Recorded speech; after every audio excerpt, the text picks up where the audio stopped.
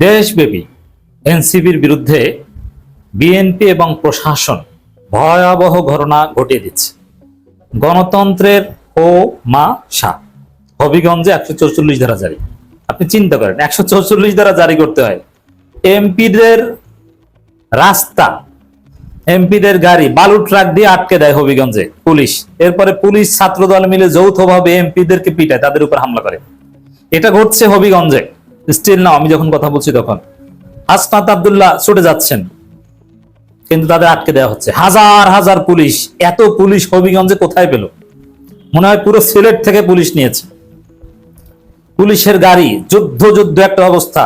সে আওয়ামী লীগ আমলের মতো সেই বালু ট্রাক, যে আওয়ামী লীগ বালু ট্রাক দিয়ে খালেদা জিয়াকে আটকে দিয়েছিল, সেই বালু ট্রাক এখন বিএনপি হাসনাত আব্দুল্লাহ, নাসিরউদ্দিন পাটোয়ারি, সার্জিস আলম, নাহিদ ইসলামদের আটকাতে কাজে লাগাচ্ছে। চট্টগ্রামের জামালখানে এনসিপির মানববন্ধনে বিএনপি সন্ত্রাসীরা হামলা করেছে। এনসিপির কেন্দ্রীয় কার্যালয়ের সামনে শত শত পুলিশ কার্যত ঘিরে রেখেছে। একটা উত্তাল অবস্থা। দর্শক, রাজনীতি কত প্রকার ও কি কি, সত্যিকার অর্থেই এনসিপির প্রশংসা করতে হয়। আমরা প্রশংসা করবো, ভালো কাজের প্রশংসা করব, যেটা সত্যি, যেটা সঠিক, সেটা অ্যাপ্রিসিয়েট করব। একদিন আগে হবিগঞ্জে বিএনপির সন্ত্রাসীরা, বিএনপির গৌস কুতুবরা, তারা নাসিরউদ্দিন পাটোয়ারি, সার্জিস আলমদের উপর ভয়াবহ হামলা করেছে। যেভাবে নাসিরউদ্দিন পাটোয়ারিকে পেটানো হয়েছে, এটা হাসিনার নৃশংসতার সাথে তুলনাযোগ্য। হাসিনা বাহিনী যেরকম মির্জা ফখরুল এবং আমির খসরু মাহমুদ চৌধুরীদেরকে অন্ধকারের মধ্যে ঘেরাও দিয়ে পেটাতো, নাসিরউদ্দিন পাটোয়ারিদের সেভাবে পেটানো হচ্ছে। এর পরিণতি, হাসিনার পরিণতি যা হয়েছে সেটাই হবে। কিন্তু নাসিরউদ্দিন পাটোয়ারিরা চুপ করে ঘরে বসে থাকেন। এখানে জামাতের রাজনীতি শেখার আছে। এনসিপির যত এমপি আছে, ইনক্লুডিং সংরক্ষিত মহিলা আসনের এমপি, প্রায় সবাই, দু একজন বাদে প্রায় সবাই, শুধু ঢাকায় নয় হবিগঞ্জে ছুটে গেছে এবং তারা হুঙ্কার গর্জন দিতে দিতে হবিগঞ্জে ঢুকছে। 144 ধারাকে তোয়াক্কা না করে তারা হবিগঞ্জের দিকে মার্চ করছে, শত শত গাড়ি নিয়ে, স্লোগানে স্লোগানে প্রকম্পিত করে। পুরো বিএনপির মধ্যে ভয়ে কাঁপন ধরে গেছে, তারাও প্রস্তুতি নিচ্ছে। পুলিশের মধ্যে একটা যুদ্ধংদেহী পরিস্থিতি, পুলিশ হিমশিম খাচ্ছে পরিস্থিতি নিয়ন্ত্রণ করতে। আর জামাতের, যশোরে জামাত এমপির বাড়ির মধ্যে ঢুকে ঘরের উপর হামলা করা হয়েছে। পার্কিং জোনে গান পাউডার ছিটানো হয়েছে, নারীদের মারধর করা হয়েছে। জামাতের লোকজন অন্য জায়গায় যে বিক্ষোভ মিছিল করে, ওই জায়গায় যেতে পারে না। এবং কেন্দ্রীয় জামাত নেতা, অঞ্চল পরিচালক বলতে তো একজন কথা আছে, তাকে দেখেছেন, তার গার্ডস কি। আর আসলে আমাদের তরুণরা রাজনীতি শেখাচ্ছে আমাদেরকে। জামাতের উচিত যেখানে তাদের দুর্বলতা আছে সেইটা শেখা। এনসিপির মতো 1.5 বছরের একটা বাচ্চা দল আজকে যে অ্যাকশন দেখাচ্ছে, আমি সত্যি ইমপ্রেসড। ওরা ক্ষমতায় যাবে, ওদের সমালোচনা আমি করি এবং করব, হাজারবার সমালোচনা করব। ওরা ক্ষমতায় গেলে আরো বেশি সমালোচনা করব। কিন্তু ওরা যে আসলে রাজনীতি বুঝে, রাজনীতিটা যে করার মতো করে, অনেক কিছুই যে পারে। এই হবিগঞ্জের এই ঘটনা জাস্ট দেখেন। নাহিদ ইসলাম থেকে শুরু করে, দলের প্রধান থেকে শুরু করে সবাই ছুটে যাচ্ছে। পুরো জাতির দৃষ্টি এখন হবিগঞ্জের দিকে। বিএনপি সরকারের মান সম্মান যাচ্ছে, ধুলোয় মিশে যাচ্ছে। 144 ধারা জারি করা একটা গণতান্ত্রিক সরকারের জন্য লজ্জাকর। জুলাই যোদ্ধাদের উপর হামলা, জুলাই যোদ্ধাদের চোখ নষ্ট করে ফেলা, বিএনপি তার সন্ত্রাসীদের নিয়ন্ত্রণ করতে পারছে না। এগুলো করতে করতেই তো 111 ঘটে যাবে, বিএনপির ক্ষমতা নাই হয়ে যাবে। এখানে মাঠের রাজনীতিতে এই যে ঘটনাগুলো এবং এনসিপির নেতাদের, নাহিদ ইসলামদের যে অ্যাকশন, হবিগঞ্জে ছুটে যাওয়া, এগুলো জামাতের চাইতে তারা ভালো করছে এবং হিট করছে এবং এনসিপি উচ্চতায় পৌঁছে যাচ্ছে। অনেকে বলতে পারেন এটা বিএনপি হয়তো ইচ্ছে করে ওদের সাথে ঝামেলা করে ওদেরকে জামাতের চাইতে উপরে উঠাচ্ছে, জামাতের চাইতে এনসিপি কে বিরোধী দল বানানোটা সেফ মনে করে বিএনপি, এই কারণে এইসব ঘটনা ঘটাচ্ছে। এটা যদি হয়েও থাকে তারপরেও তোরা সফল।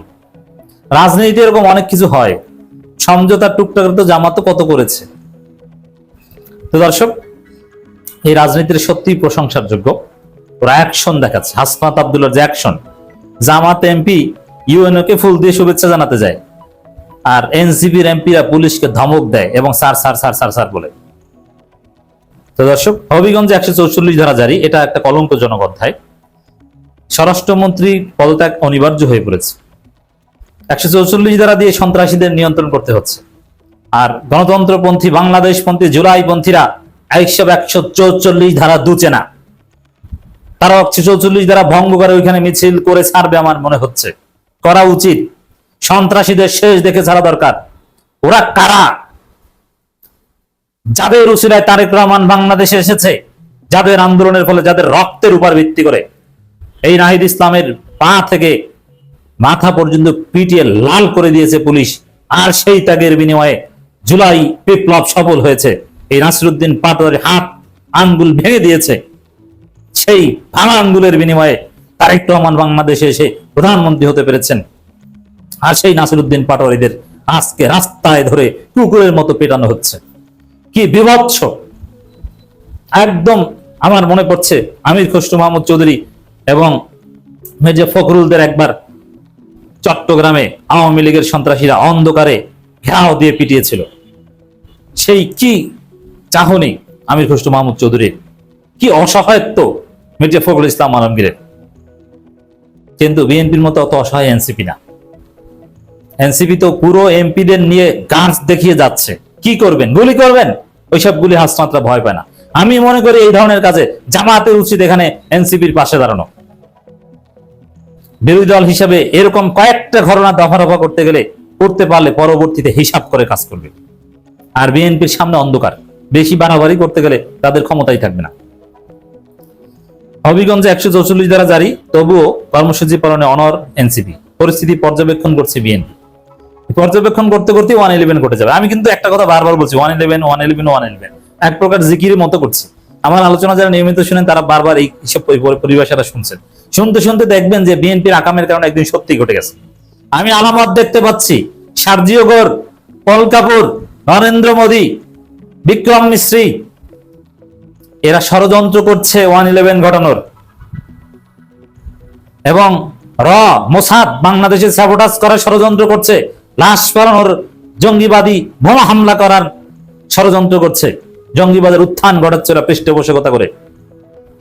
তার মধ্যে বিএনপি সন্ত্রাসীরা জুলাই যোদ্ধাদের উপর হামলা করে, তাও আবার জয় বাংলা স্লোগান দেয় আশেপাশ থেকে। মানে আওয়ামী লীগ বিএনপি মিলে দেশকে অস্থিতিশীল করছে। এর পুরো প্রভাব পড়বে বিএনপির উপর। দর্শক, বালু ট্রাক দিয়ে হাসনাত আব্দুল্লাহদের গাড়ি আটকে দেওয়া হয়েছে এবং দফায় দফায় বিভিন্ন জায়গায় কিছু ধাপ অতিক্রম করে যান, আবার আটকে দেয়। পুলিশ পারছে না, ওরা যাবেই, ওরা অনর নাছরবান্দা। এবং পুলিশকে সহায়তা করতে সেই হেলমেট বাহিনী আবার চলে এসেছে। একদম আওয়ামী প্যাটার্ন লক্ষ্য করছি, অশনি সংকেত পুরো দেশের জন্য।